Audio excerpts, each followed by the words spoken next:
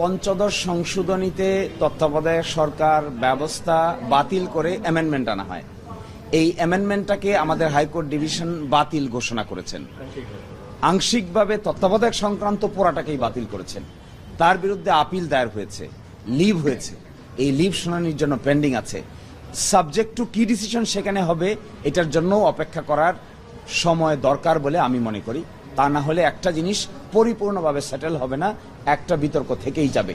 সেই জন্য ইনিস এন্টায়ারিটি শেষ করতে পারলে ভালো হতো। আশা করি ওইটাও দ্রুত নিষ্পত্তি করা হবে।